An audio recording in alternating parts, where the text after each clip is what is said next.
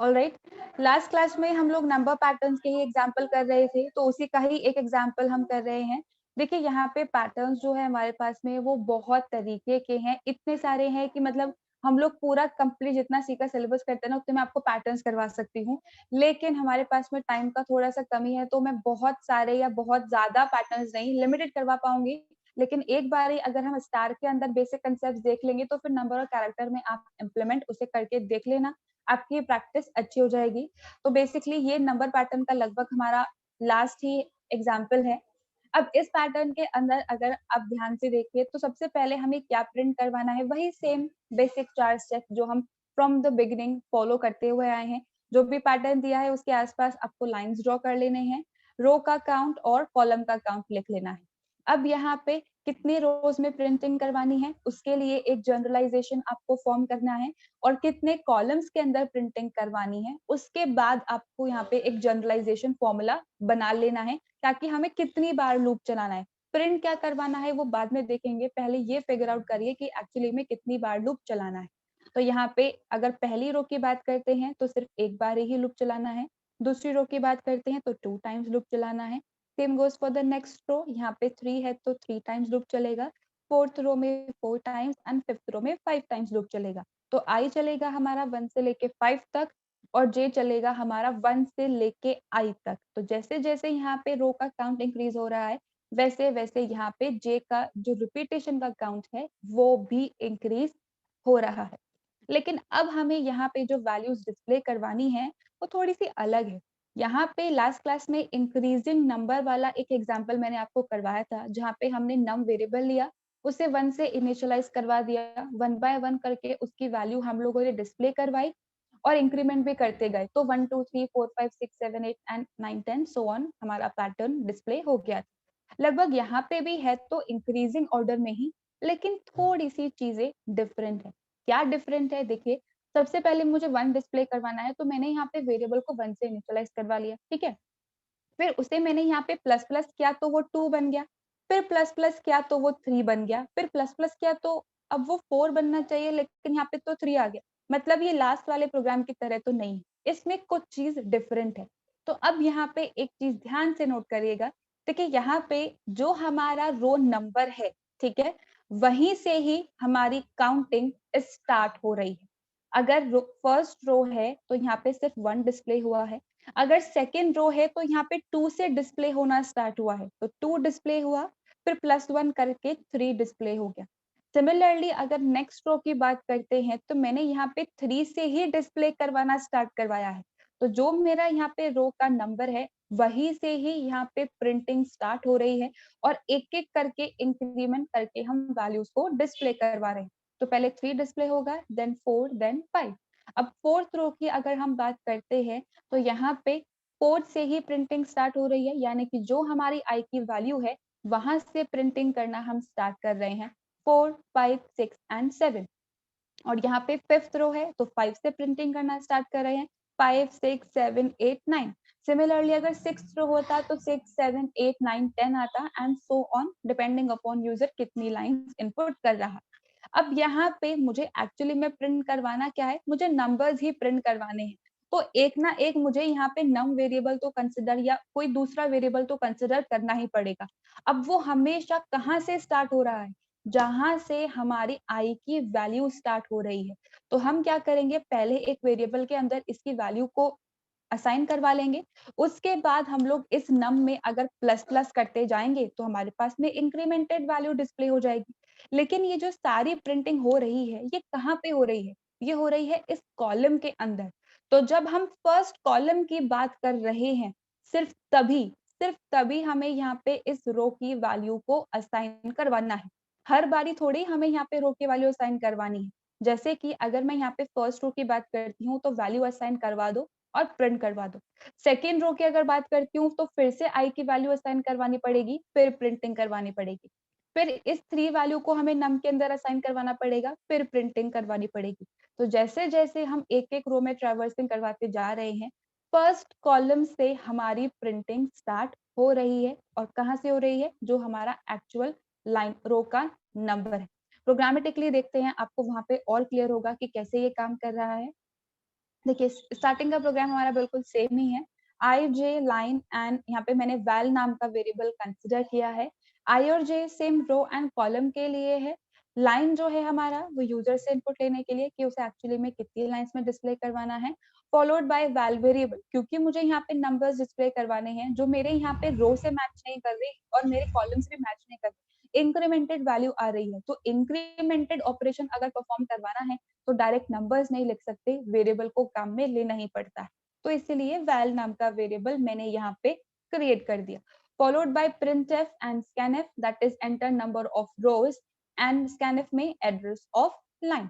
अब यहाँ पे मुझे क्योंकि 5 लाइन्स के अंदर डेटा को प्रिंट करवाना है, तो for i is equals to 1, i less than equal to 5 and i plus plus, तो 5 लाइन्स पे डेटा डिस्प्ले हो जाएगा। यहाँ पे लाइन के अंदर हमने एज्यूम किया है कि यूजर ने 5 दिया है, तो यहाँ पे आप 5 लिख दीजिए या फिर आप डायरेक्टली यहाँ पे लाइन भी लिख दीजिए, दोनों का मतलब सेम ही है। उसके बाद मैंने यहाँ पे लिखा है for j is equals to 1, j is less than equal to i। अब ऐसा क्यों लिखा है? क्योंकि अगर फर्स्ट रो की हम बात करें तो सिर्फ एक वैल्यू चाहिए, सेकेंड रो की बात करें तो 2 वैल्यू चाहिए, तो जब तक i के बराबर है तब तक ये लूप हमारा चलता रहेगा। अब एक्चुअल प्रिंटिंग करवानी किसकी है? उन वैल्यूज की जो इस रो से मैच कर रही हूँ, वहां से स्टार्ट करना है और एक के बाद एक प्रिंट करवाना है।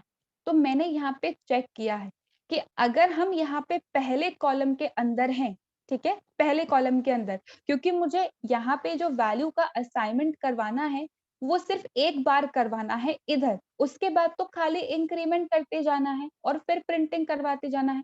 अगर बार बार मैं इस आई की वैल्यू इस वैल नाम के वेरिएबल के अंदर असाइन करवाऊंगी तो हर पोजीशन पे यहाँ पे सेम वैल्यू प्रिंट हो जाएगी। जैसे कि मैंने यहाँ पे लिख दी जाए, मान लीजिए मैंने लिखा है वैल इज इक्वल्स टू, मैंने आई यहाँ पे लिख दिया है, लूप के अंदर यानी कि वैल इज इक्वल टू 3 लिख दिया है, तो हर जगह पे 3 ही प्रिंट होता रहेगा। ऐसा नहीं करवाना, सिर्फ जब पहली बार हम थर्ड रो के अंदर आए हैं, जब पहले कॉलम में वैल्यू प्रिंट करवा रहे हैं, सिर्फ तब इसकी वैल्यू असाइन करवानी है। नेक्स्ट टाइम तो बस इंक्रीमेंटेड वैल्यू डिस्प्ले करवाएंगे। इसी वजह से मैंने यहाँ पे जे के लूप के अंदर चेक किया है कि अगर हम अभी पहले कॉलम के अंदर हैं तो ही यहाँ पे क्या करो, वैल के अंदर आई की वैल्यू को यानी कि रो की वैल्यू को असाइन करवाओ।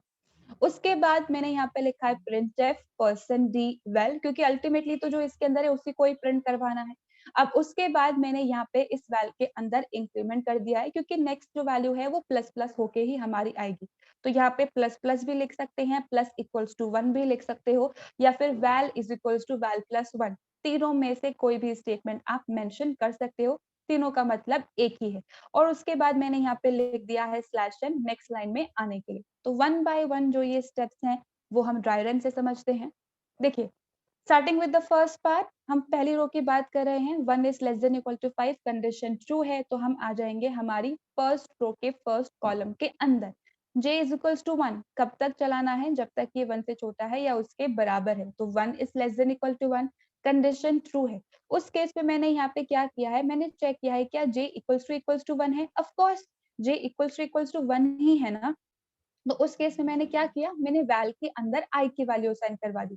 i के अंदर क्या है? 1, तो वैल के अंदर भी क्या आ गया? 1, और उसके बाद मैंने इस वैल की वैल्यू को प्रिंट करवा दिया, तो ये 1 हमारी स्क्रीन पर प्रिंट हो जाएगा। उसके बाद वैल में मैंने प्लस प्लस किया, तो वैल के अंदर इंक्रीमेंट होके क्या हो जाएगा? वैल्यू 2 हो जाएगी हमारी। अब j का फिर से इंक्रीमेंट होगा, j 2 हो गया, और 2 तो 1 से छोटा होता ही नहीं है, तो ये वाला जो हमारा लूप है अब वो यहीं आके रुक जाएगा। हमारी पहली रो की प्रिंटिंग कंप्लीट हो चुकी है, जो जे वाला लूप है वो कंप्लीट हो चुका है। उसके बाद printf/n की हेल्प से हम आ जाएंगे इधर नेक्स्ट लाइन पे। अब होगा क्या, फिर से i के अंदर इंक्रीमेंट होगा, i की value becomes 2, 2 is less then 5, फिर से कंडीशन ट्रू है। सेकेंड रो के लिए प्रिंटिंग स्टार्ट करवानी है, कहाँ से? 2 से स्टार्ट करवानी है, तो पहले कॉलम के अंदर तो आना पड़ेगा, तो j is equals to 1, 1 is less than equal to 2, condition true है। तो जब हम यहाँ पे पहले कॉलम के अंदर आए हैं तो हमें क्या करना है, i की वैल्यू उसके अंदर असाइन करवा देनी है। तो करंटली i की वैल्यू 2 है, तो वैल के अंदर 2 आ जाएगा। उसके बाद लिखा है printf, तो printf की हेल्प से यहाँ पे वैल की वैल्यू यानी कि 2 जो है वो डिस्प्ले हो जाएगा। उसके बाद मैंने यहाँ पे वैल के अंदर इंक्रीमेंट किया, तो इट बिकम्स 3, ठीक है। अब यहाँ पे 3 करने के बाद फिर से j का इंक्रीमेंट होगा तो it becomes 2 and 2 is less than equal to 2, फिर से कंडीशन ट्रू है, फिर से हमारा लूप चलने वाला है। लेकिन अब मुझे यहाँ पे फिर से 2 प्रिंट तो करवाना नहीं है, तो मैंने लास्ट टाइम इंक्रीमेंट कर ही दिया था। If j is equals to 1, नहीं, अब j 1 नहीं है, j तो अब 2 है। हम सेकंड कॉलम के लिए यहाँ पे इम्प्लीमेंटेशन करवा रहे हैं, तो ये वाला पार्ट तो चलेगा ही नहीं। क्या होगा, डायरेक्टली हमारी वैल की जो प्रिंटिंग है, जो वैल्यू है उसके अंदर, यानी कि 3 जो है वो प्रिंट हो जाएगा। तो यहाँ पे 2 के बाद हमारा 3 प्रिंट हो जाएगा। उसके बाद होगा फिर से वैल के अंदर इंक्रीमेंट, तो इट बिकम्स 4। अब फिर से j के अंदर इंक्रीमेंट होगा, नाउ इट बिकम्स 3। 3 2 से छोटा नहीं है, ना उसके बराबर है। j का loop complete, printf slash n आ गए नेक्स्ट लाइन के अंदर। अब हमारी i की जो वैल्यू है वो हो चुकी है 3। 3 is less than equal to 5, condition true है। फिर से j के पार्ट वाले पे आएंगे, तो j is equals to 1, 1 is less than equal to 3, condition true. अब यहाँ पे फिर से फर्स्ट कॉलम की बात आ चुकी है। If j is equals to 1, हाँ अभी हम फर्स्ट कॉलम पे ही हैं, तो ये कंडीशन ट्रू है। तो वैल के अंदर क्या कर दो, रो की वैल्यू को असाइन कर दो, तो वैल के अंदर 3 आ जाएगा। प्रिंट एफ वैल है, तो 3 यहाँ पे प्रिंट हो गया हमारी स्क्रीन पे। उसके बाद वैल के अंदर इंक्रीमेंट किया, तो वैल की वैल्यू बन गई हमारे पास में 4। ये 4 इसकी वैल्यू अब बन चुकी है। उसके बाद यहाँ पे j के अंदर इंक्रीमेंट होगा। लास्ट टाइम इसकी वैल्यू 1 थी, तो अब इंक्रीमेंट होके इसकी वैल्यू हो जाएगी हमारे पास में 2, और 2 भी 3 से छोटा होता है, फिर से condition true.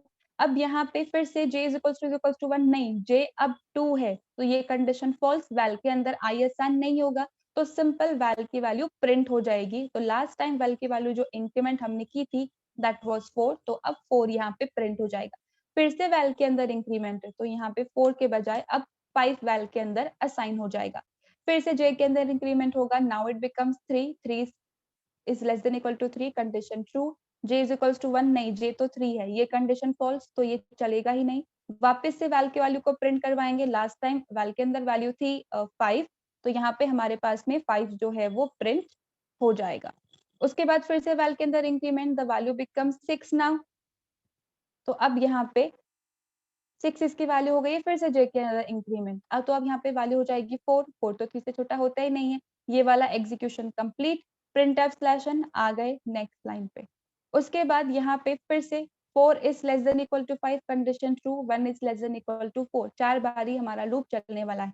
j is equals to 1, of course पहले कॉलम की ही तो बात कर रहे हैं, तो ये condition true. Val is equals to i, यानी कि वैल के अंदर 4 असाइन करवा दो।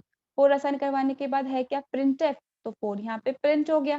फिर प्लस प्लस, तो वैल की वैल्यू जो है वो बन गई है हमारे पास में 5। ठीक है, j के अंदर increment, it becomes 2, 2 is less than equal to 4, condition true, 2 equals to 1, ये फॉल्स, ये वाला पार्ट नहीं चलेगा। वैल की वैल्यू को प्रिंट कर दो, तो ये 5 यहाँ पे हमारा प्रिंट हो जाएगा। फिर से plus plus, now it becomes 6, तो यहाँ पे 6 हो गया इसके अंदर। फिर से increment, 3 is less than equal to 4, condition true, ये नहीं चलेगा क्योंकि 3 1 के इक्वल नहीं होता है। फिर से वैल की वैल्यू प्रिंट हो गई, तो 6 यहाँ पे प्रिंट हो गया। फिर से इंक्रीमेंट है, तो यहाँ पे फिर से आ जाएगा हमारा 7 इंक्रीमेंट होके। j की value 4, 4 is less than equal to 4, condition अभी भी ट्रू, 4 1 के इक्वल नहीं होता है, तो ये वाला पार्ट नहीं चलेगा। printf %d val, यानी कि लास्ट टाइम जो वैल्यू थी 7, वो 7 प्रिंट हो जाएगा। फिर से इंक्रीमेंट, अब इसकी वैल्यू बन जाएगी हमारे पास में 8, और लेकिन अब यहाँ पे इंक्रीमेंट करने पे 5 जो है वो 4 से छोटा नहीं होता है, तो ये वाला लूप हमारा चलेगा ही नहीं। printf स्लैश n आ गए फिर से नेक्स्ट लाइन पे। लास्ट टाइम हमारा लूप चलने वाला है i की वैल्यू 5 के लिए, 5th रो के लिए। तो अब यहाँ पे सेम वही सिचुएशन, 1 से लेके 5 तक का हमारा लूप चलेगा। हम पहली बार यहाँ पे 5th रो के लिए लूप चला रहे हैं, तो j की वैल्यू 1 ही है, तो क्या कर दो, जो i की वैल्यू है वो वैल के अंदर, यानी कि 5 वैल के अंदर असाइन करवा दो। अब प्रिंटिंग जो है वो 5 से स्टार्ट होगी, तो printf %d val, 5 प्रिंट हो जाएगा। इंक्रीमेंट किया तो बन जाएगा ये 6, 2 is less than equal to 5, condition true, 2 is equals to 1, false, ये नहीं चलेगा। i की वैल्यू लास्ट टाइम इंक्रीमेंट होके 6 हो गई थी, तो यहाँ पे 5 के बाद 6 प्रिंट हो जाएगा। इंक्रीमेंट होके द वैल्यू बिकम्स 7। अब यहाँ पे फिर से वही हमारा सेम लूप चलेगा, same 3 is less than equal to 5, condition true, ये वाला फॉल्स है क्योंकि 3 1 के बराबर नहीं है, तो फिर से वैल्यू प्रिंट हो जाएगी। तो लास्ट टाइम वैल्यू थी क्योंकि 7, तो 7 प्रिंट हो जाएगी। फिर से इंक्रीमेंट ये हो गया 8 और यहाँ पर 4 is less than equal to 5, ये ट्रू है, ये फॉल्स है। 8 यहाँ पे प्रिंट होगा क्योंकि लास्ट टाइम वही वैल्यू थी। फिर से increment, now it becomes 9 again, फिर से इंक्रीमेंट होगा तो अब 9 बन जाएगा। अब फिर से last 5 is less than equal to 5, condition true, 5 1 के बराबर नहीं है, ये वाला फॉल्स। और वैल की लास्ट वैल्यू जो कि 9 थी, तो यहाँ पे अब 9 प्रिंट हो जाएगा। फिर से वैल प्लस प्लस, अब ये हो गया 10 हमारा। 6 is less than equal to 5, false, ये नहीं चलेगा। स्लैश एन की हेल्प से हम आ जाएंगे नेक्स्ट लाइन पे और यहाँ पे भी इंक्रीमेंट होके 6 हो जाएगा और 6 5 से छोटा नहीं होता है, तो ये वाला पार्ट भी हमारा फॉल्स, तो इसका एग्जीक्यूशन भी कंप्लीट। फाइनली गेट ch की हेल्प से we can get back to the editor. तो कुछ इस तरीके से आपको इस पैटर्न को प्रिंट करवाना है। अब किसी को इस प्रोग्राम के अंदर कुछ confusion?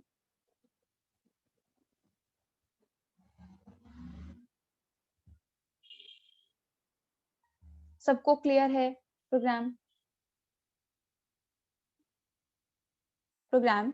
The next pattern that we have here is diamond pattern. अब देखिए बहुत ज्यादा कॉम्प्लिकेटेड नहीं है, हमने ऑलरेडी इसका पार्ट कर लिया है। एक पार्ट मैंने करवाया था और एक पार्ट मैंने आप लोगों को सॉल्व करने के लिए दिया था। देखिए जब भी हम यहाँ पे डायमंड पैटर्न को क्रिएट करने का ट्राई करते हैं तो इसका मतलब ये नहीं है कि सारी चीजें हम एक मेन आई लूप के अंदर ही इम्प्लीमेंट कर दें। वो नहीं हो सकता है। क्यों नहीं हो सकता है? क्योंकि यहाँ पे हर चीजें अलग तरीके से काम करती है। अगर मैं यहाँ पे 1 से लेके 5 तक का या 1 से लेके 10 तक का लूप चलाऊंगी तो उसके अकॉर्डिंग स्पेसेस आएंगी। मुझे ऐसा करना नहीं है। तो यहाँ पे हम क्या करते हैं, इस डायमंड पैटर्न को पार्ट्स के अंदर क्रिएट करते हैं। सबसे पहला क्रिएट होता है हमारा ये अपर ट्रायंगल, जिसे हम पिरामिड कहते हैं, और उसके बाद हमारा जो इन्वर्टेड पिरामिड है वो क्रिएट होता है। तो यहाँ पे अगर हमें डायमंड पैटर्न, इनफैक्ट किसी भी लैंग्वेज के अंदर अगर डायमंड पैटर्न क्रिएट करना है तो वो इन्हीं दो पार्ट्स के अंदर क्रिएट होगा। पहले हमें सिंपल पिरामिड बनाना है, फॉलोड बाय इन्वर्टेड पिरामिड। अब यहाँ पे मैं ये अज्यूम करके चल रही हूँ कि यूजर ने मुझे जो इनपुट दिया है दैट इज इन 3 लाइन्स। अब 3 लाइन्स का मतलब क्या है, इन्वर्टेड पिरामिड जो है सिंपल वो भी 3 लाइन्स में होगा और जो इन्वर्टेड पिरामिड है वो भी 3 लाइन्स के अंदर होगा। 3 लाइन का मतलब ये नहीं कि यहाँ से बना के बस इतने में हमने इसको सबमिट दिया, ऐसा नहीं है। 3 लाइन्स का मतलब ये इसमें भी 3 लाइन्स और इसमें भी 3 लाइन्स। तो ये वाला पार्ट हमने इम्प्लीमेंट कर ही लिया है, तो प्रोग्राम से ही समझते हैं। अगर रह जाएगा तो हम फिर कल कंटिन्यू कर लेंगे इसको। देखिए यहाँ पे सबसे पहला पार्ट हमें स्पेसेस प्रिंट करवानी है, ठीक है? तो पहले स्पेसेस प्रिंट करवाएंगे, उसके बाद स्टार्स को प्रिंट करवाएंगे। अब यहाँ पे भी बिल्कुल वही सेम फॉर्मूला है जैसे मैंने आप लोगों को पहले वाले एग्जाम्पल के अंदर करवाया था। यहाँ पे स्पेसेस मुझे कितनी प्रिंट करवानी है, 2 स्पेस चाहिए और 1 स्पेस चाहिए। तो ऐसा क्या फॉर्मूला लगाऊं कि 2 स्पेस आ जाए और ऐसा क्या फॉर्मूला लगाऊं कि फिर 1 स्पेस आ जाए। तो अगर मैं यहाँ पे लाइन में से माइनस कर दूं आई को, यानी कि अगर मैं 3 में से माइनस कर दूं 1 को तो आ जाएगा 2। 3 में से अगर माइनस कर दूं 2 तो आ जाएगा मेरा 1। 3 में से 3 को माइनस कर दूं तो हो जाएगा 0। तो यहाँ पे 2 स्पेस, यहाँ पे 1 स्पेस और यहाँ पे 0 स्पेस। अब सेम चीज अगर इसी के लिए इम्प्लीमेंट करनी हो तो सेम वही कंसेप्ट हम इम्प्लीमेंट करेंगे। पहले हम ये वाला पार्ट इम्प्लीमेंट कर रहे हैं, उसके बाद हम ये वाला पार्ट करेंगे। अब स्पेस को प्रिंट करवाने के साथ साथ स्टार्स भी प्रिंट करवाने हैं, तो 1 स्टार, 3 स्टार एंड 5 स्टार। तो यहाँ पे कितनी बारी लूप हमें चलाना पड़ेगा? पहले तो सिर्फ एक बारी ही चलाना है, एक बार चलाना है, फिर 3 बारी, देन 5 टाइम्स। तो हम यहाँ पे कर सकते हैं i मल्टीप्लाई बाय 2। i की वैल्यू क्या है 1, 1 मल्टीप्लाई बाय 2 क्या होता है 2, लेकिन लेस देन है तो लेस देन का मतलब सिर्फ एक बारी ही हमारा लूप चलने वाला है। सिमिलरली नेक्स्ट टाइम की अगर बात करते हैं तो 2 मल्टीप्लाई बाय 2 4 होता है, लेस देन 4 यानी कि 1 2 3 3 बारी लूप चलेगा, 3 बारी स्टार प्रिंट होंगे। नेक्स्ट की अगर बात करते हैं तो यहाँ पे i की वैल्यू 3 है, उससे अगर 2 से मल्टीप्लाई करेंगे तो इट बिकम 6 और यहाँ पे लेस देन 6 का मतलब है 1 2 3 4 एंड 5, 5 बार लूप चलेगा और 5 स्टार प्रिंट होंगे। तो वही कंसेप्ट यहाँ पे भी मैंने इम्प्लीमेंट किया है, बिल्कुल पहले जैसा ही प्रोग्राम है हमारा, बस एक्स्ट्रा इन्वर्टेड पिरामिड यहाँ पे आ गया है। तो सबसे पहले हम सिंपल पिरामिड वाला पार्ट इम्प्लीमेंट कर रहे हैं। अब यहाँ पे सेम वही 4 variables I, J, line and space. अब यहाँ पर CLR SCR मैंने किया है पूरा कंसोल को क्लियर करने के लिए, followed by printf and scanf। Enter number of rose and line. Line में मैं करंटली अज्यूम कर रही हूँ कि यहाँ पे 3 एज अ वैल्यू हमें प्रोवाइड करवाया गया है। अब यहाँ पे जिस तरीके से मैंने आपको सिंपल एक स्टार पैटर्न क्रिएट करके बताया है स्टार की हेल्प से, आगे जब हम कैरेक्टर के एग्जाम्पल करेंगे तो वो वहाँ पे आपको कुछ क्वेश्चन दूंगी कुछ अलग तरीके से प्रिंटिंग का। अभी के लिए हम स्टार ही काम में ले रहे हैं in the form of diamond pattern. सबसे पहले i is less than equal to line, 3 line में मुझे स्टार प्रिंट करवाना है, तो 1 से लेके लेस देन इक्वल टू 3 तक का मेरा लूप चलने वाला है। अब हर एक रो के अंदर कुछ स्पेस है और हर एक रो के अंदर कुछ स्टार है, तो यहाँ पे जो मेरा स्पेस का लूप है वो कुछ इस तरीके का है। 1 is less space is equals to 1 and space is less than equals to line minus I. Line क्या है 3, आई क्या है 1, तो 3 माइनस 1 कितना हो जाएगा 2, यानी कि 2 बारी हमारा स्पेस का लूप चलेगा। लाइन है हमारी 3 और आई है हमारा 2, तो 3 माइनस 2 यानी कि 1, तो एक बारी हमारा लूप चलेगा और एक स्पेस प्रिंट होगी and same goes for the next step as well. तो सबसे पहले स्पेस इज इक्वल्स टू 1 और 1 से लेके 2 तक ये चलने वाला है, क्योंकि लाइन माइनस 1 मैंने इम्प्लीमेंट किया यानी कि 3 माइनस 1 इज 2, तो 2 बारी लूप चलने पर होता क्या है, 2 स्पेस जो है हमारी वो यहाँ पे प्रिंट हो जाएंगी। उसके बाद ये लूप हमारा ओवर, तो हमें यहाँ पे जे की प्रिंटिंग पे आना है। j is equals to 1 and j is less than I multiply by 2. I क्या है 1, 1 multiply by 2 becomes 2. तो 1 से लेस देन 2 तक हमें यहाँ पे लूप चलाना है। ऑब्वियसली 1 लेस देन 2 है, कंडीशन ट्रू है, यानी कि एक बार ही हमारा स्टार प्रिंट हो जाएगा। उसके बाद मैंने इंक्रीमेंट करके जब इसकी वैल्यू को 2 करूंगी तो 2 तो 2 से छोटा होता ही नहीं है, तो उस केस में अब हमारा पहला रो का जो काम है वो कंप्लीट हो चुका है। तो उसके बाद मैंने यहाँ पे लिख दिया /n, तो हम आ जाएंगे नेक्स्ट लाइन पे। अब यहाँ पे हर बारी मेरे लूप के अंदर जो है वो सिंगल स्टेटमेंट है, तो मैंने यहाँ पे कर्ली ब्रेसेस को स्किप कर दिया है। आप चाहो तो कर्ली ब्रेसेस को मेंशन कर सकते हो, कोई प्रॉब्लम नहीं है, ठीक है। सेकेंड आइटरेशन की अगर हम बात करते हैं तो i की वैल्यू 2 है and 2 is less than equal to 3। Obviously condition true है, तो सेकेंड रो के लिए प्रिंटिंग कर रहे हैं। अब सेकेंड रो में हमें कितनी स्पेसेस चाहिए, सिर्फ एक स्पेस चाहिए, तो ऐसा क्या करूं कि 1 आ जाए, तो मेरे पास में एंडिंग वैल्यू 3 है और करंट वैल्यू 2 है। करंट रो की हम 2 बात करें तो 3 में से अगर 2 को सब्ट्रैक्ट कर दूं तो 1 आ जाएगा ना। तो मैंने यहाँ पे स्पेस इज इक्वल्स टू 1 लिखा है, space is less than equals to line minus I, यानी कि 3 minus 2 which is equals to 1। तो 1 is less than equal to 1, of course condition true है, तो हमारा स्पेस जो है वो प्रिंट हो जाएगा। उसके बाद स्पेस के अंदर इंक्रीमेंट होगा तो इट बिकम्स 2, और 2 यहाँ पे लेस देन इक्वल टू 1 तो होता ही नहीं है, फॉल्स हो गई, तो बस स्पेस वाला पार्ट तो खत्म हो गया। अब आ जाएंगे जे, 3 स्टार्स प्रिंट करवाने हैं। करंट वैल्यू है हमारी 2। अब क्या कुछ ऐसा करूं कि यहाँ पे 3 हमारे पास में प्रिंट हो जाए, लेकिन हर सिचुएशन में भी काम करना चाहिए, तो यहाँ पे मैंने लिख दिया आई मल्टीप्लाई बाय 2। 2 2 जा 4 होता है, लेकिन 4 तक नहीं चलाना, 3 तक ही चलाना है, तो मैंने यहाँ पे लिख दिया लेस देन ऑपरेटर। तो 1 लेस देन 4 ऑफ कोर्स चलेगा, 2 लेस देन 4 ऑफ कोर्स एक और बार लूप चलेगा, 3 लेस देन 4 ऑफ कोर्स एक और बार लूप चलेगा, बस 3 बार ही हमारा लूप चलेगा। 4 लेस देन 4 के केस में ये कंडीशन फॉल्स हो जाएगी, तो हम बाहर आ जाएंगे। तो पहले सिचुएशन में 1 is less than 4, condition true है, एक स्पेस के बाद एक स्टार हमारा प्रिंट होगा। इंक्रीमेंट होके 2 हो जाएगा, 2 लेस देन 4, कंडीशन ट्रू है, फिर से एक और स्टार प्रिंट हो जाएगा। इंक्रीमेंट होके value becomes 3, 3 less than 4, condition true है, एक और बार स्टार प्रिंट हो जाएगा। इंक्रीमेंट होके value becomes 4, 4 less than 4, condition false, ये वाला पार्ट भी हो गया। /n की हेल्प से आ जाएंगे नेक्स्ट लाइन के अंदर। उसके बाद i की वैल्यू अब 3 बन चुकी है and 3 is less than equal to 3, condition true है, फिर से स्पेस और फिर से स्टार।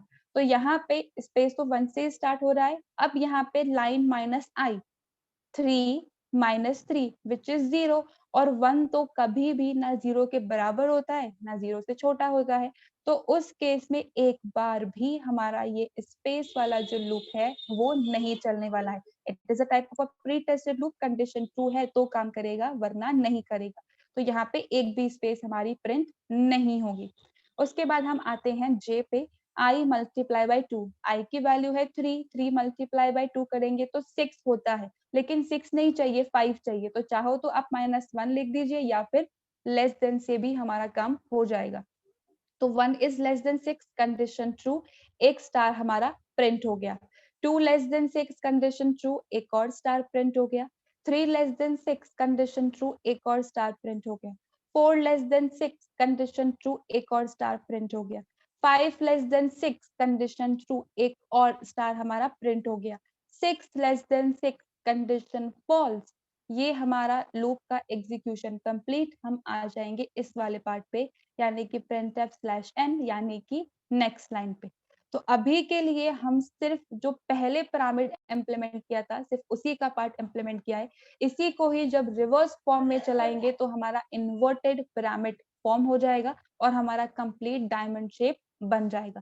तो एक बारी जब ये पूरा प्रोग्राम कंप्लीट हो जाएगा तो हम इसको एग्जीक्यूट करके भी देखेंगे। अभी के लिए सेम वही स्टेटमेंट्स है जो हमने पहले एग्जीक्यूट किए थे पिरामिड के केस के अंदर।